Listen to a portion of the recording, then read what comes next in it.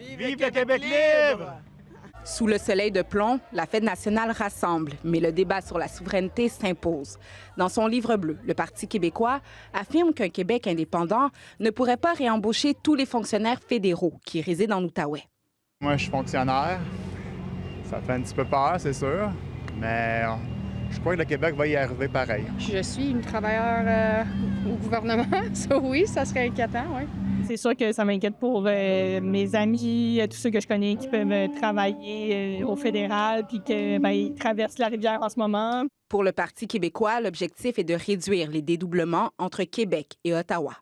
Le but de l'opération, c'est d'enlever un gouvernement de trop qui dédouble ce qu'on fait, puis on espère libérer 13 à 16 milliards de dollars. Certains militants de la région appuient cette vision. Les fonctionnaires québécois qui travaillent au fédéral, qui voudront venir travailler pour le Québec, vont être invités à postuler et à faire partie de la grande famille de la fonction publique québécoise.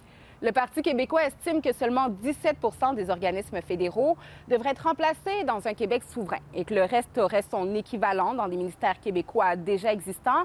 Mais certains syndicats doutent de la facilité avec laquelle la province pourrait prendre en charge ses responsabilités assumées par le fédéral.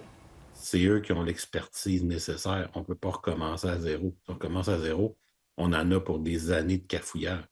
Le Parti québécois évoque aussi l'avenir des immeubles fédéraux et assure qu'il n'y aurait pas de postes frontaliers ou de changement à la circulation sur les ponts qui traversent la rivière des Outaouais.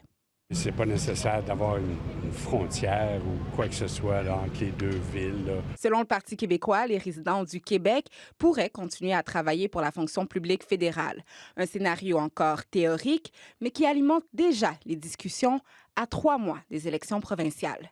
Ici Fatoumata Traoré, Radio-Canada, Gatineau.